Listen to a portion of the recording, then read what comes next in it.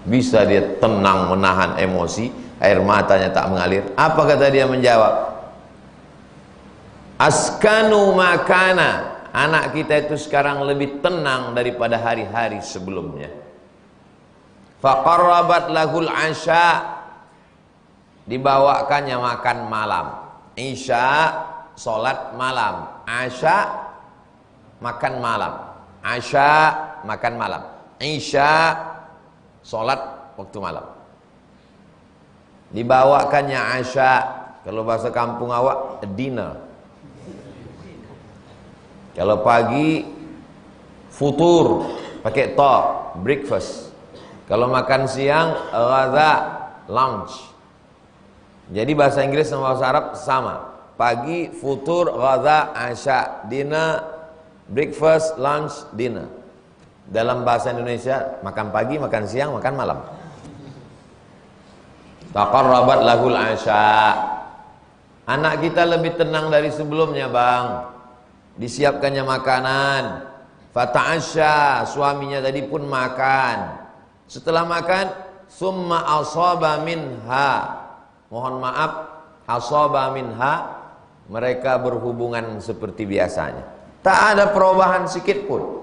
Falamma faragha, udah selesai, udah habis makan, udah habis mandi, udah habis berhubungan, udah habis selesai, qalat, barulah dia berkata. Apa kata dia? Waru as-sabiyya, waru as-sabiyya. Anak kita itu sudah dikebumikan, Bang. Falamma asbaha, waktu paginya, Abu Talhata ata Rasulullah sallallahu alaihi wasallam fa akhbarahu. Datanglah Abu Talhah mengadu kepada Nabi Muhammad sallallahu alaihi wasallam. Begini ya Rasulullah. Faqala, Nabi berkata, A'arastumul laylah, A'arastumul laylah, apakah malam tadi kalian ada berhubungan? Kata Nabi. Qala na'am. Kata Abu Talhah, iya ya Rasulullah. Qala, apa kata Nabi? Allahumma barik lahuma, ya Allah berikanlah berkah kepada mereka berdua. Siapa mereka berdua? Abu Talhah dan Ummu Sulaim. Ya Allah berikanlah berkah kepada mereka berdua. Fawaladat ghulaman, maka ditakdirkan Allah Ummu Sulaim melahirkan anak laki-laki. Barokah doa Nabi tadi, diganti anak yang meninggal sakit itu dengan anak yang baru lahir. Qala li Abu Talhah, lalu kemudian faqala li Abu Talhah, kata periwayat hadis Anas bin Malik, ihmilhu hatta ta'tiya bihin Nabi, tolong bawakan anak kecil setelah sekian bulan lahir anak tadi, tolong bawakan anak kecil. Wa ba'atsa ma'ahu bitamaratin, dibawakanlah anak kecil tadi dengan tamaratin, beberapa buah tamar. Buah apa tuh? Buah kurma. Faqala ama'ahu syai'un, apakah kau ada membawa sesuatu? Naam. Apa yang kau bawa? Tamaratin, ada bawa beberapa tamar. Fa akhazahan Nabi, diambil Nabi buah kurma tamar tu. Famadaghaha, dikunyahnya. Ambil kurma tu, akunyah-kunyah. Setelah dikunyah, akhadhaha min fihi, lalu diambilnya kunyahan itu dari mulutnya. Faja'alaha fi famis sabi, diambil kunyahan mulut tadi, dimasukkan ke mulut bayi tadi. Bayi Abdullah yang dilahirkan Ummu Sulaim, ganti anaknya yang meninggal tu. Summa hannakahu, lalu kemudian ditahniknya, dimasukkan ke mulut anak itu di ujung jari. Kalau mulut anak itu kecil pakai kelingking, masukkan ke mulut anak itu, digosokkan ke langit-langitnya. Wasammahu Abdallah, anak yang baru lahir itu dikasihnya nama Abdullah, hamba Allah. Hadis ini muttafaqun alaih, disepakati atasnya. Ada dalam Sahih Al-Bukhari, ada dalam Sahih Muslim. Apa pelajaran dari hadis ini? Pelajaran dari hadis ini bahwa perempuan bisa menahan emosi. Yang paling tak bisa menahan emosi itu laki-laki apa perempuan? Tak terkendali emosi. Kalau senang dia sangat senang, kalau susah dia sangat susah. Makanya perempuan dilarang untuk mengiring jenazah ke kubur. Kenapa dilarang perempuan mengiring jenazah ke kubur? Karena emosinya menyimpan, memorinya menyimpan. Kalau sampai dia mengiring ke kubur, ditengoknya liang lahat itu tersimpan di kepalanya. Beda sama laki-laki. Dia simpan juga, cuma tak lama kali. Kalau perempuan daya save-nya itu lama. Makanya banyak kalau dia sudah ke kubur dia murung. Makanya dalam hadis la'anallahu zawaratil kubur. Allah melaknat perempuan yang suka ziarah kubur. Maksud suka ziarah kubur itu anak meninggal, pagi ziarah, siang ziarah, sore ziarah, malam ziarah. Akhirnya dia murung terus. Adapun perempuan yang hobi shopping memang sering-sering bawa ziarah. Kalau kalian punya istri, hobinya ke mall, lemari penuh dengan tas baju, itu sering-sering bawa ziarah. Ziarah pagi, ziarah siang, ziarah sore, ziarah malam. Supaya apa? Alhaakumut takasur hatta zurtumul maqabir. Kamu disibukkan dengan takasur. Selop saya lebih banyak, gelang saya lebih banyak, tas saya lebih banyak, baju saya lebih banyak. Hatta zurtumul maqabir, sampai ziarah kubur. Nah, dibawa dia ziarah kubur supaya berhenti dia takasur. Bisa bagi yang punya produksi baju kaos, supaya berhenti takasur, banyak-banyak ziarah kubur. Alhaakumut takasur. Bisa dia tahan emosinya, air matanya tak mengalir, dan dia tak bohong. Macam mana anak kita? Ada tuh tadi main-main, lagi main PlayStation sana. Dia tak bohong. Bagaimana anak kita? Hebat dia memilih kata. Askanu makana. Lebih tenang dari sebelumnya. Orang mati kan lebih tenang kan? Lebih tenang. Macam mana kabar? Askanu makana. Lebih tenang dia dari masa sebelumnya. Ibu, hati-hati kalau ditanya orang, bapak mana bu? Bapak lebih tenang dari sebelumnya.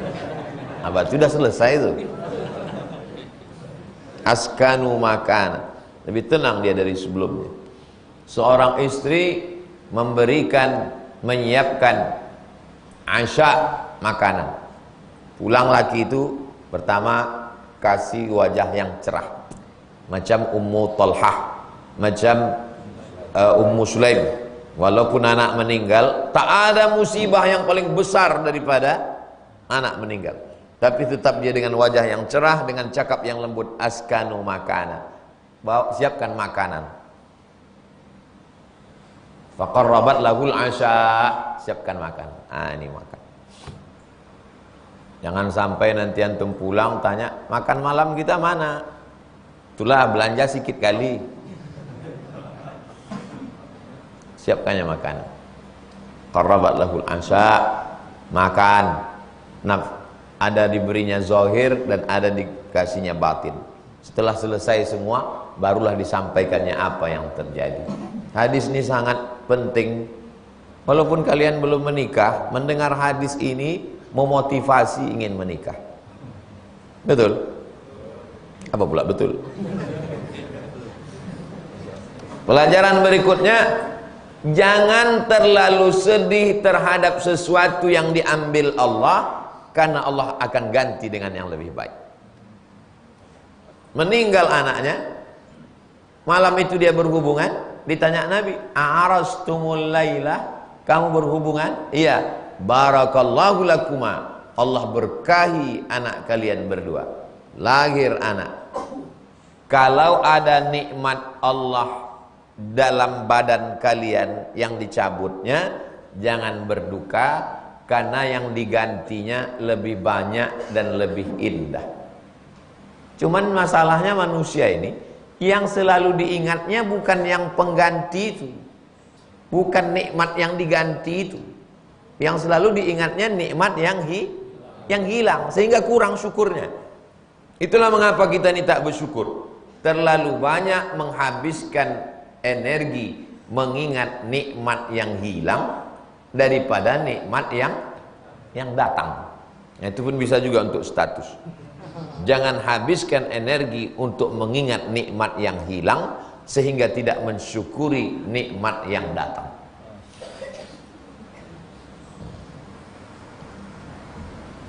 Untuk renung-renunglah hidup nih. Berapa yang hilang, berapa yang datang. Lebih banyak yang datang daripada yang hilang.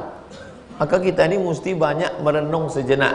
Dari perenungan itulah datang syukur. Kenapa orang tak bersyukur? Tak sempat merenung. Kenapa tak sempat merenung? Banyak kali grup WhatsApp. Tak sempat otak ni diajak berenung berpikir. Sibuk Instagram, sibuk Facebook, sibuk. Jadi tak sempat merenung. Alhamdulillah Pak Ustaz, saya bangun jam 2 malam mau merenung. Pun tak bisa juga. Kenapa? Qatar. Tak bisa merenung. Jadi jangan tunggu tengah malam kalau mau merenung. Kalau kita mau merenung di tengah jalan pun bisa merenung. Di lampu merah pun bisa merenung. Sampai lampu merah simpang Arengka itu temenung kita menengok orang. Ya Allah, bisa pula orang ini gantian. Pas pagi lakinya butuh, pas siang bininya butuh. Bisa pula orang ini ganti-ganti. Mudah-mudahan kalian anak-anak muda kaya. Setelah kaya nanti kalian bangun satu rusunawa 1000 kamar. Setiap hari Ahad pagi kalian bawa truk, kalian razia semua lampu merah. Anak fang, orang yang badannya macam besi itu, yang butuh ganti-gantian kalian nangkut, kalian tangkap itu semua, bawa ke rusunawa kalian. Betul?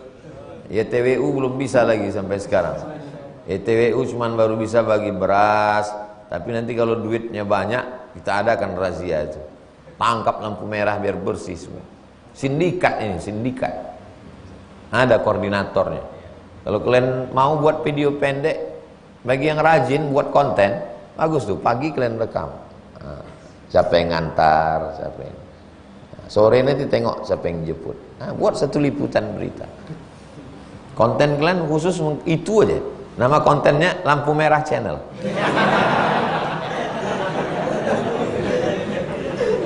Macam mana anak fang, macam mana ibu-ibu, macam mana anak-anak, macam mana yang pura-pura buta, macam mana badut-badut. Nah, itu aja kehidupannya. Saya yakin banyak penonton. Kalau udah ada channelnya, nanti saya endorse.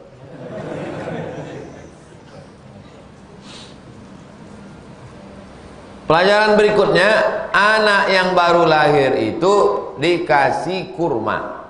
Caranya dikunyah dulu. Setelah hancur kunyah, hancur, baru kemudian diambil dari mulut, kasihkan ke anak. Kalau kalian merokok, gosok gigi dulu.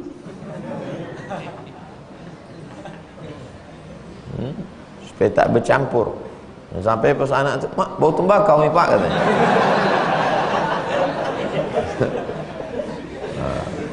Itu untuk mengambil barokah.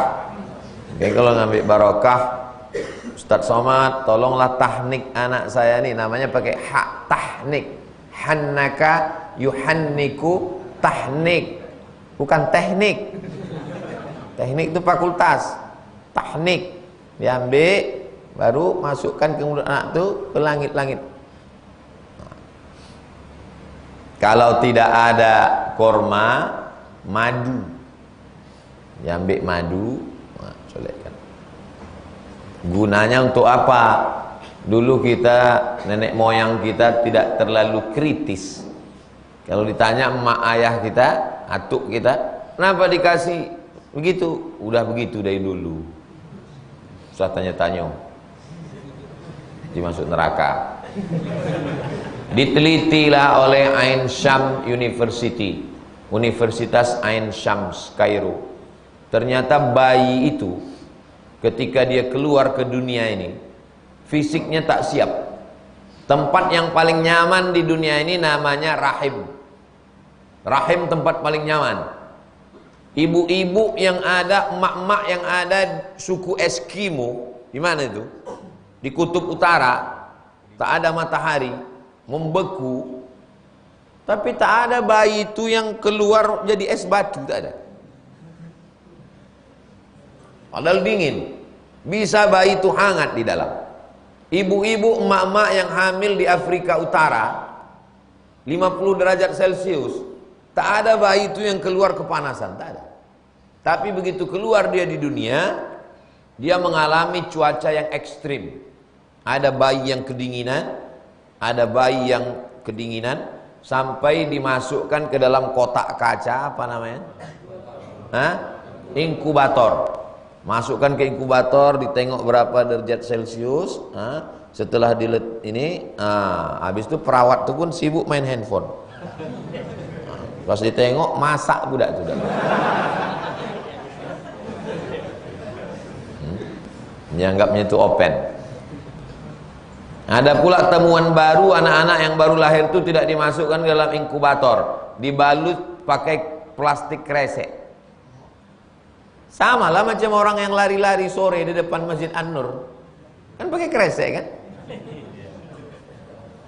Biar apa? Pembakaran lebih sempurna, biar cepat berkeringat. Jadi berkeringatnya itu bukan karena olahraga, kenapa? Ange. Lari pakai training gitu.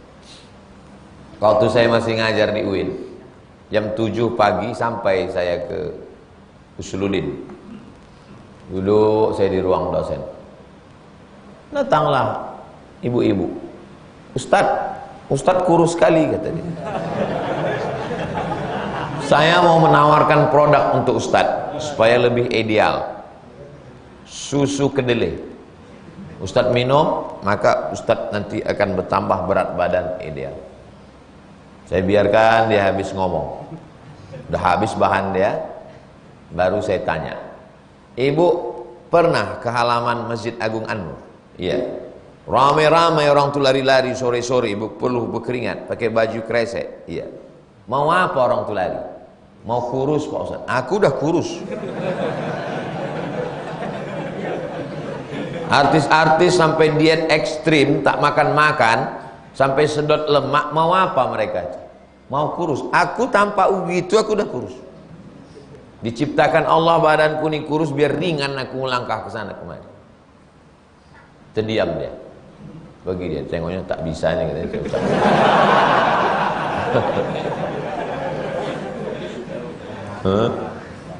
Jadi kenapa dikasih anak tuh makan kurma? Ternyata setelah keluar ke dunia ini cuacanya ekstrim. Orang kalau kedinginan maka dia minum yang hangat-hangat. Air jahe, kopi, teh. Kalau terlalu dingin betul, tua. Kalau sangat dingin betul, vodka, brandy. Untuk apa itu? Untuk menghangatkan badannya. Anak kecil mau kalian kasih air jahe, matilah dia. Maka menghangatkannya adalah cairan kurma, manis-manis. Itu penelitian Fakultas Kedokteran Universitas Ain Syams. Maghrib jam berapa sekarang?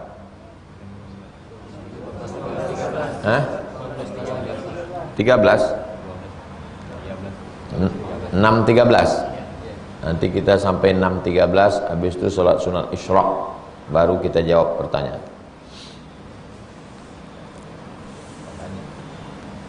Wa fi riwayatin, dalam riwayat lain, lil Bukhari, dalam Sahih Al-Bukhari, qala Ibnu Uyainah berkata. Ibnu Uyainah ini guru Imam Syafi'i, namanya Imam Sufyan Ibnu Uyainah. Siapa namanya? Sufyan Ibnu Uyainah. Faqala rajulun minal amsar, faqala rajulun, seorang laki-laki minal ansar, dari golongan ansar. Yang pindah dari Makkah ke Madinah namanya golongan muhajirin. Yang menunggu di Madinah namanya golongan. Seorang Ansor berkata, apa kata orang Ansor? Ra'aitu tis'ata auladin. Aku lihat ada 9 anak laki-laki. Kullahum qad qara'ul Qur'an. 9-9-nya hafal Quran. Aku lihat ada 9 anak laki-laki. 9-9-nya hafal Quran. Yakni min auladi Abdullah al-Maulud. Dan ke-9 anak laki-laki yang hafal Quran itu adalah anak si Abdullah. Abdullah yang mana? Sahabat Nabi yang pergi anaknya sakit tadi namanya Abu Talha. Nama istrinya Ummu Sulaim. Anaknya meninggal karena sakit. Mereka berhubungan, didoakan Nabi, Allahumma barik lahuma, berikan berkah mereka berdua. Lahir anak laki-laki namanya Abdullah, ditahnik Nabi. Abdullah nih punya anak 9 laki-laki, 9-9-nya penghafal Quran. Berapa yang dicabut Allah? Berapa digantinya? 10. Ayahnya tak kalian itu. Jangan terlalu mencemaskan yang berlalu, karena ada janji yang lebih indah di masa akan datang. Ini untuk kalian yang baru saja ditinggalkannya ke pelaminan. Gara-gara kalian nulis skripsi tak selesai-selesai. Akhirnya dia pun menikah. Waktu kalian menengok status dia, langsung kalian tulis, meskinya aku yang di sana. Jangan terlalu habiskan energi untuk masa lalu, karena ada masa depan yang lebih indah yang dijanjikan Allah SWT. Anak hilang, dikasihnya anak, ditambahnya bonus cucu 9 penghafal Quran. Coba kalau Ummu Sulaim itu tak sabar. Tak sabar Ummu Sulaim. Waktu laki itu balik langsung mau nangis-nangis. Belum tentu dapat balasan. Nangis-nangis dia balik. Pas didekati sama suaminya, nantilah bang, hatiku masih luka. Takkan mungkin dapat doa Nabi. Buah dari kesabaran perempuan.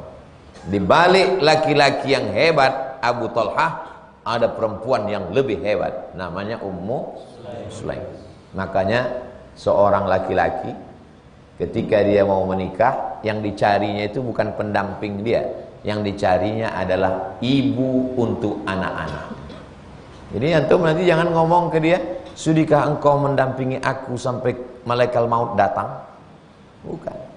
Siapkah engkau menjadi ibu untuk anak-anakku yang akan menjadi penghafal Quran 9 orang? Oh, jadi 9 anak kita bang. Maksudnya cucu-cucu ke depan. Mudah-mudahan kalian diberikan perempuan yang solihah-solihah, sesolihah Ummu Sulaim. Wa fi riwayatin, dalam riwayat lain, cobalah tengok hafalan Imam Nawawi. Ini Imam Nawawi ini. Hafal dia hadis itu, ada dalam Sahih Bukhari, ada dalam Sahih Muslim.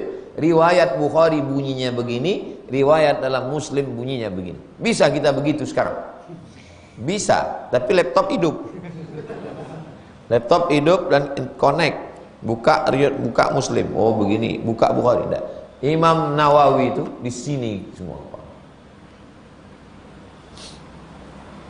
Imam An-Nawawi. Imam An-Nawawi tidak menikah sampai meninggal. Tapi jangan kalian ikut.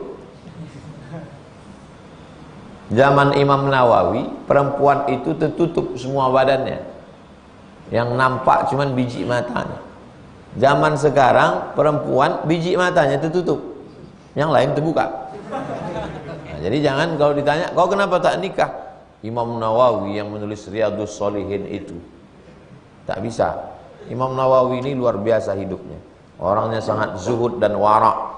Selama dia tinggal di Damaskus, tidak pernah makan buah-buahan. Jadi kalau ada buah-buahan, buah semangka, buah mangga di kota Damaskus, tak dia makan. Pas ditanya, kenapa Tuan Imam Nawawi tak memakan ini? Karena tanam-tanaman ini banyak ditanam di tanah wakaf. Takut dia makan harta dari wakaf. Begitulah warak dan zuhudnya Imam Nawawi. Karena hati-hati terhadap makanan itulah maka terang hatinya. Orang kalau banyak makan haram, gelap hatinya. Lama-lama mukanya pun gelap. Mudah-mudahan kita diselamatkan dari makan haram. Wa fi riwayatin li muslimin, dalam riwayat sahih Muslim begini bunyinya. Mata ibnun, meninggal anak laki-laki, li Abi Talhata, anak laki-laki Abu Talhah, min Ummi Sulaim, anak laki-laki Abu Talhah dari Ummu Sulaim. Kenapa perlu disebutkan Ummu Sulaim? Karena ada beberapa ummu. Kau anak siapa? Anak Pak Fulan. Tempat kita cukup gitu, udah tahu. Min Ummi Sulaim. Faqalat li ahliha. Apa kata istrinya Ummu Sulaim? La tuhaddisu Aba Talhata. Nanti kalau Abu Talhah balik, jangan kalian ceritakan anaknya meninggal. Nanti kalau lakiku pulang, kalian diam aja ya.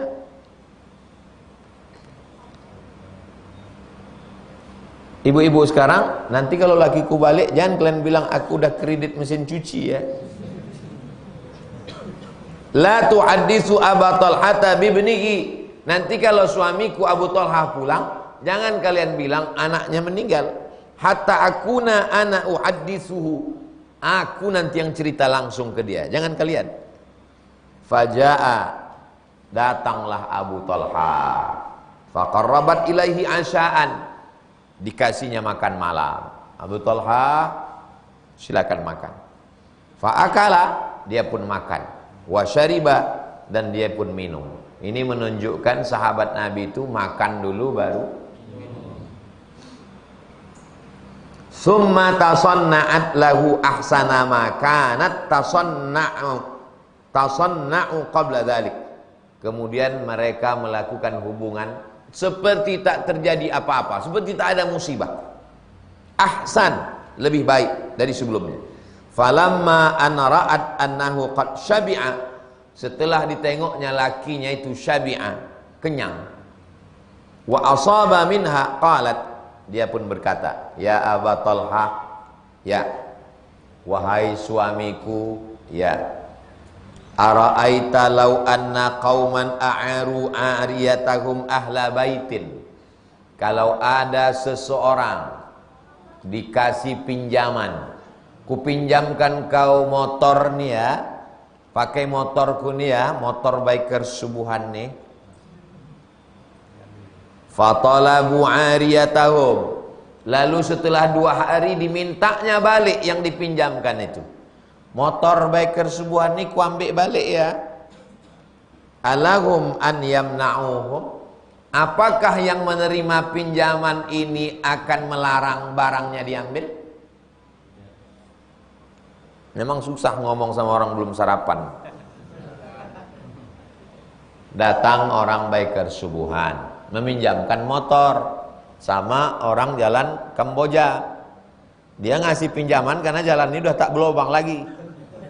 Kalau sebelumnya tak yakin dia, daripada hilang baut-bautnya ini kata dia. Setelah ditengoknya jalan ini bagus, dikasihnya. Kupinjamkan kalian orang jalan Kamboja motor kesayanganku ini ya, tapi nanti hari Ahad ku ambil.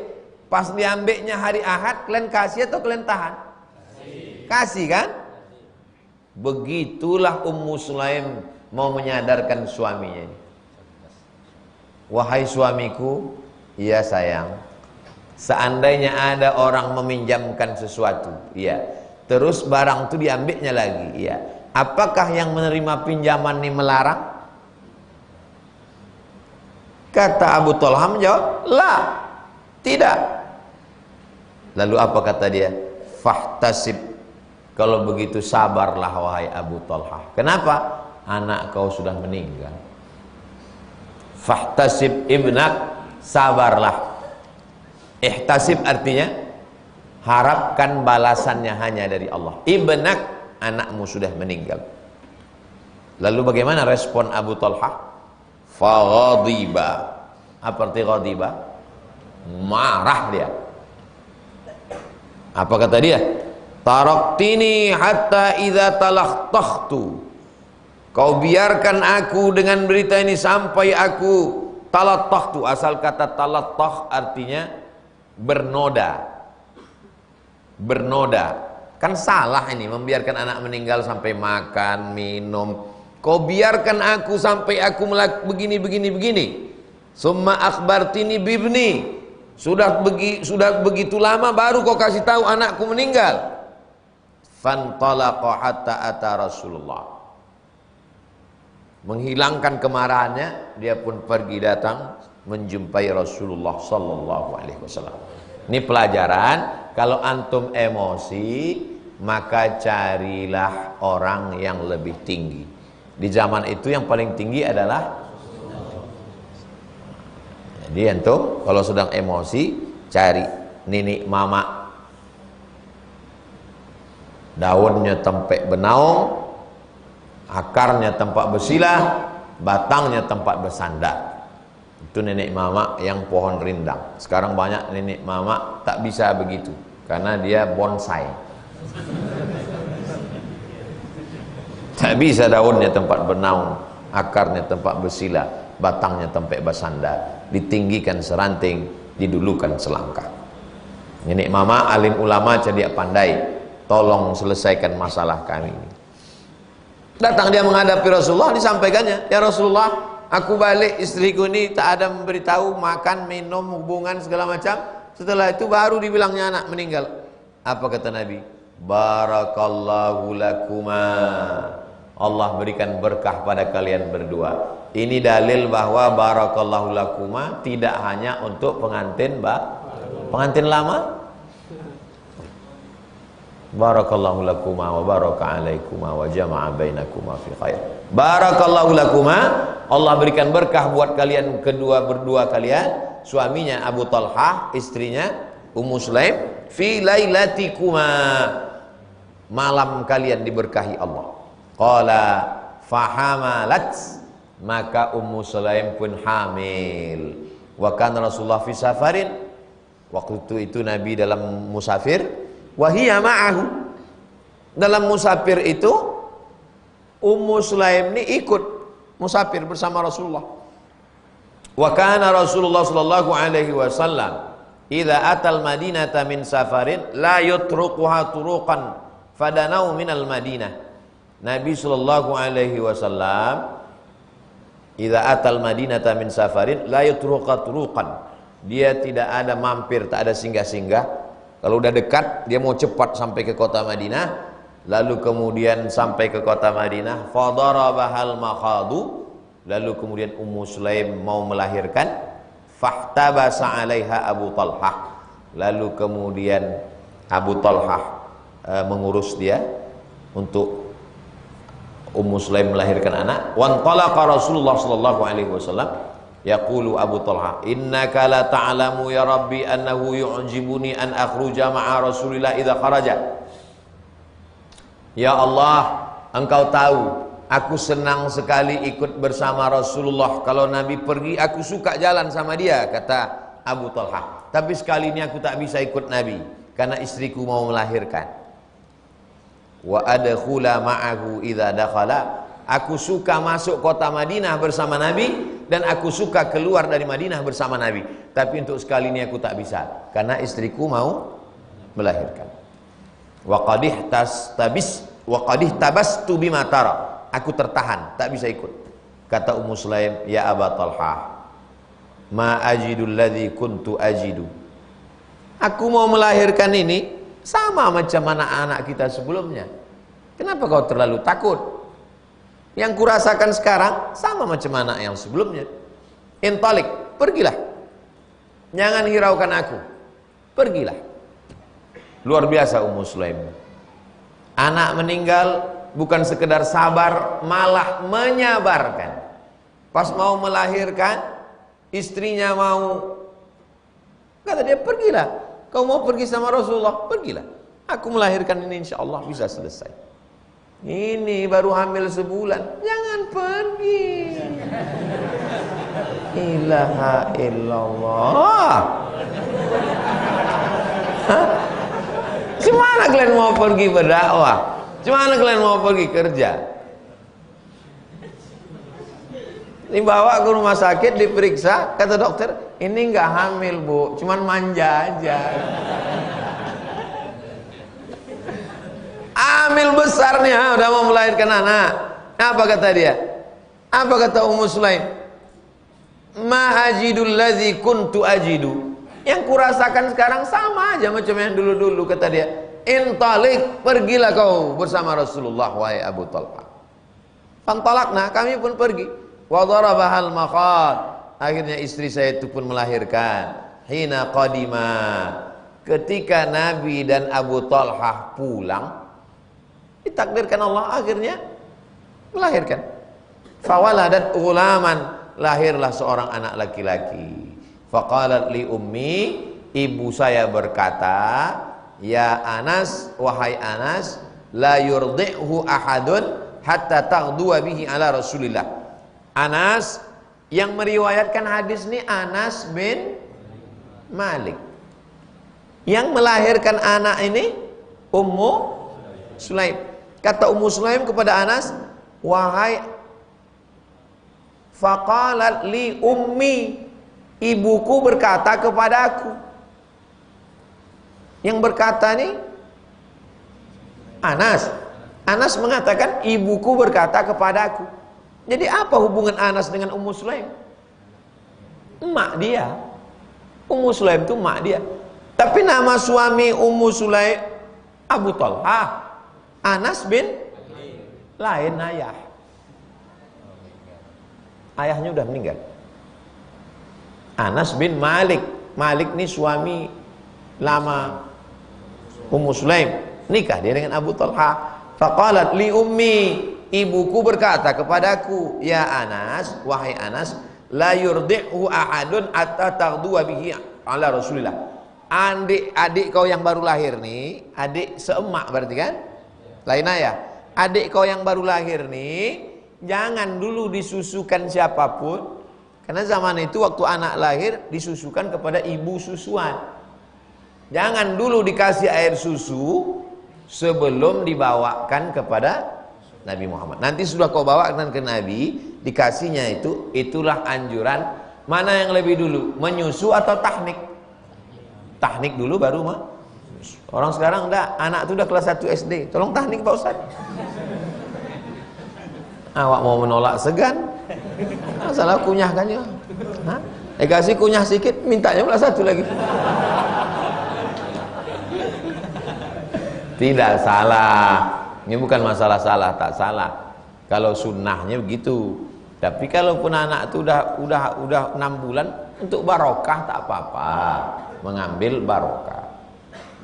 La yurdi'u ahadun, sebelum dia disusukan. Jadi zaman dulu anak yang baru lahir itu disusukan ke, ada perempuan khusus menyusukan anak.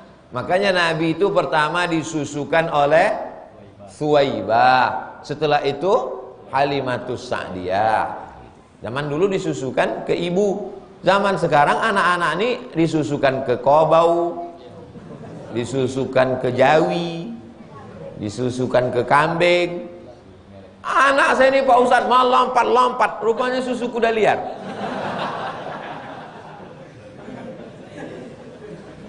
Saya dulu waktu dibilang orang susu kuda liar tuh saya percaya aja. Ustadz, minum Ustadz, ini susu kuda liar, saya percaya. Setelah saya naik kuda, baru saya berpikir. Sedangkan kuda jinak pun kita takut. Macam mana kalian memeras susu kuda liar? Kan mengada-ngada juga. Ya kan? Dan kadang manusia ini tak logis dia kalau udah kena iklan itu. Susu kuda liar. Sedang kuda jinak pun tak tanggup kalian menunggangnya. Konon lagi pula lah mau dapat susu kuda liar. Ayak-ayak wae. Falamma asbaha ihtamaltuhu. Pada waktu paginya kubawalah adikku itu, adikku yang baru lahir itu, fantalaqtu bihi ila Rasulillah, lalu kubawa kepada Rasulullah SAW, wa dzakara tamamal hadis, dan seterusnya. Maksudnya kubawa ke Nabi, akhirnya Nabi mengunyahkan kurma, lalu didoakannya, adiknya itu bernama Abdullah. Lalu Anas ini gimana ceritanya? Ummu Sulaim, masih cerita Ummu Sulaim nih, membawa anak kecil 10 tahun ke Nabi. Waktu Nabi pertama sampai ke Madinah, ya Rasulullah, itu si Fulan tuh kaya, dikasihnya onta, si Fulan tuh ngasih tanah, aku tak ada apa-apa yang bisa ku kasih. Anakku inilah ku kasih ke engkau untuk menjadi pelayan engkau di rumah nih, berkhidmah. Jadi kalau pernah dengar istilah berkhidmah, saya berkhidmah kepada Ustadz, ku kasihlah anakku nih kepada engkau ya Rasulullah. Anak umur 10 tahun yang disuruh berkhidmah kepada Nabi itu namanya Anas bin, luar biasa Ummu Sulaim. Kalian kalau punya anak nanti kasih nama anaknya Ummu Sulaim. Sabarnya ketika anak meninggal, sabarnya ketika mau melahirkan, sabarnya menyerahkan anak ke Rasulullah SAW. Mudah-mudahan kalau kita masuk surga nanti jumpa kita dengan Ummu Sulaim.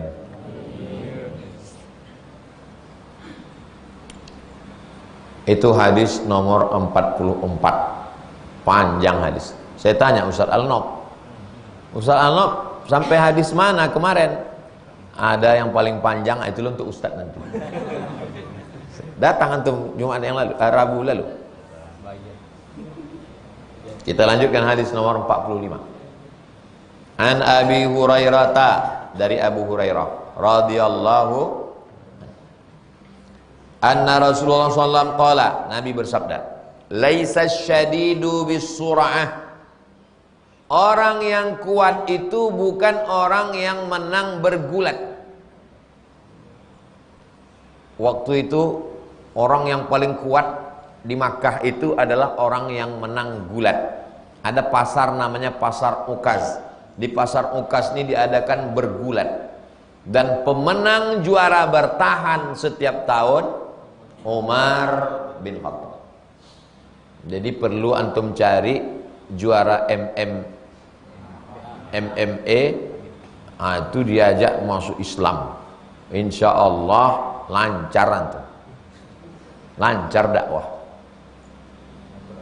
Pemenang gulat, petinju, sumo, itu semuanya ikut dakwah, lancar dakwah. Itu metode dakwah itu begitu. Siapa yang bikers itu yang asal bangun mabuk, asal bangun mabuk, sampai semua orang takut, itu perlu diajak. Cuman kadang masalahnya kalau dia tak mabuk, orang tak takut pula. Pas dia waras, orang tak takut. Berarti orang takut bukan karena bagusnya, karena gilanya itu. Laisa syadidu bisur'ah, orang yang kuat itu bukan yang menang gulat. Lalu yang kuat itu siapa? Innamasyadidul ladzi yamliku nafsahu indal ghadab. Orang yang kuat adalah orang yang mampu mengendalikan hawa nafsunya ketika itulah. Muttafaqun alaih. Hadis ini disepakati atasnya. Secara bahasa muttafaqun alaih artinya disepakati atasnya. Tapi makna muttafaqun alaih, hadis ini ada dalam Sahih Bukhari, ada dalam Sahih Muslim. Kalau antum marah, jangan keluarkan kata-kata. Ingat tuh. Kalau marah jangan kata-kata. Karena kata-kata yang keluar saat marah, nanti pas marahnya hilang, kata-katanya, antum sedang marah, keluar kata-kata. Pas marahnya hilang, kata-katanya tetap. Kata-katanya tak hilang dan sudah terekam di hati orang. Besok antum senyum, orang tuh senyum juga, tapi hatinya hancur berkeping bagaikan kaca jatuh ke batu. Kalau galah patah bisa disambung, kalau piring retak bisa direkat. Tapi kalau hati hancur, kemana obat akan dicari? Jadi kalau marah, jangan keluarkan kata-kata. Marah sama orang, pukulkan aja langsung uncungnya. Kata-kata. Karena kalau udah keluar kata-kata dari mulut antum, begitu besok kalau saya marah tak keluar kata-kata. Karena kalau udah keluar dia, itu tak sanggup lagi saya nengok muka orang. Kalau udah marah saya di satu masjid pengajian, itu tak datang saya lagi. Karena untuk jumpa menengok muka orang tak sedap lagi. Bukan dendam, ingat aja. Tak sedap. Kalau marah jangan bercakap, tahan. Ke istighfar, ke selawat. Ke orang lain aja begitu, apalagi orang yang sekitar di rumah. Kalau udah sempat antum kasar ke orang, ke ayah, ke ibu, ke adik, ke kakak, apa masih sanggup antum menengok mukanya lagi? Kalau saya tak sanggup saya. Tak sanggup saya. Nah, jadi sebelum marah tuh, kalau saya dulu jadi dosen, bisa antum tanya ke mahasiswa-mahasiswa. Ini pertemuan kita yang pertama, pertemuan kita ada 16 tatap muka. Pertemuan pertama ini kita bagi-bagi tugas. Nanti saya akan ambil dari mid semester, ujian akhir semester, keaktifan di kelas diskusi, dan dari makalah. Tolong nanti presentasi kelompok 1, kelompok 2, kelompok 3. Kalau sudah saya masuk, kalian jangan masuk lagi. Saya masuk kelas, masuk. Kalau udah saya masuk, kalian jangan masuk lagi. Tahu sendirilah. Kalau udah nanti saya kasih tugas tanggal sekian presentasi, kalian presentasilah. Jangan nanti pas sudah tanggal sekian kita duduk, tiba-tiba kalian datang dengan wajah yang begitu haru biru, berkata, Pak Ustadz tadi malam ketika akan memprint makalah ini tiba-tiba mati lampu. Saat dibawa ke Buluh Cina, rupanya semua mesin fotokopi rusak. Dan saat kami bawa mau masuk ke kelas, hujan lebat, basah semuanya. Yang lagi, bawalah penderitaan kalian itu. Saya ngasih tahu di awal, karena saya tahu kalau saya nanti marah, susah, maka saya kasih tahu dari awal. Maka mahasiswa-mahasiswa, alhamdulillah, tak ada masalah-masalah. Ada cuman beberapa. Selama saya mengajar 11 tahun, tak pernah bermasalah sama mahasiswa. Kalaupun dihitung-hitung ada pernah masalah 3. Yang 2 orang itu parah betul. Nah, itu tak saya kasih nilai. Ada yang 1 menulis skripsi, saya balikkan skripsi.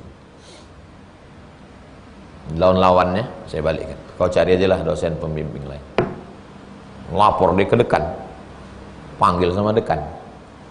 Mana bisa begitu Pak Ustadz? Kata Bu dekan. Kata saya, Bu dekan pilih dia atau aku? Kata Bu dekan, aku pilih Ustadz aja lah. Akhirnya cari pembimbing lain. Nah, 11 tahun tak pernah. Saya termasuk dosen yang tak mau mempersulit mahasiswa. Tapi saya juga tidak mempermudah-mudah, sesuai dengan aturan. Ada orang ini, dia sangat menikmati kalau menengok mahasiswa itu kesusahan. Ini orang-orang begini, ini mentalnya sakit jiwa. Makanya kalau di Amerika, di Eropa, itu dosen setiap semester dia diadakan ujian psikologis lagi, psikologis orang lain. Kalau mentalnya sakit, bermasalah, dia disuruh kerja di perpustakaan ngurus buku. Jadi kalau dia mau ngamuklah sama buku tuh. Kalau mentalnya sakit, dulu misalnya dia orang teraniaya, masa kecilnya tak pernah bahagia, akhirnya dia jadi dosen, jadi guru. Nah, itu dia akan menyiksa orang terus, suka menengok orang tersiksa. Ini orang-orang bermasalah. Dan dia hanya akan melahirkan sarjana-sarjana yang bermasalah. Orang seperti ini mesti direport, mesti dilaporkan. Saya tak pernah membuat masalah. Wa sura'u bi dhammis sad, sadnya dhammah, su. Wa fathir ra, ra-nya fathah, sura. Surah asluhu indal Arab man yasra'un nasa katsiran. Siapa yang menang, selalu menang. Lawan ini menang, lawan ini menang, lawan ini menang. Bukan itu orang yang kuat. Orang yang kuat adalah orang yang mampu menahan ketika sedang marah. Itu hadis 45.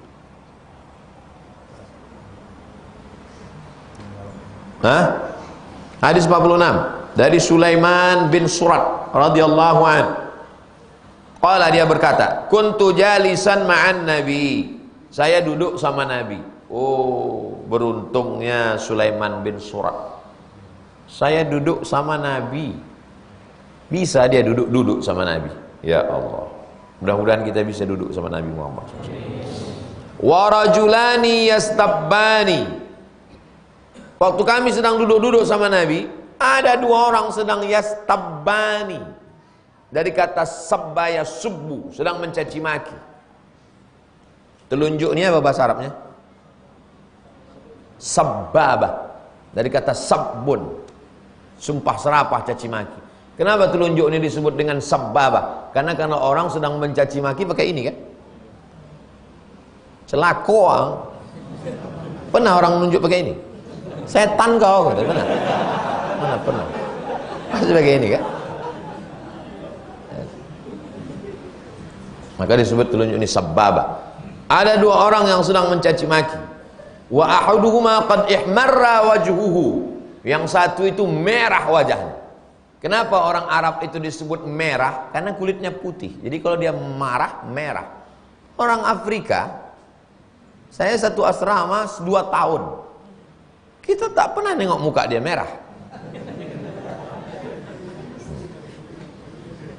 Ihmarra wajhuhu wantafakhat audajuhu. Intafakhat artinya terbuka. Audaj ada urat, urat terbuka. Ini ungkapan. Merah wajahnya, tegang urat lehernya, menggelegar suaranya. Faqala Rasulullah, Nabi berkata, Inni la a'lamu kalimatan. Aku ada satu kalimat.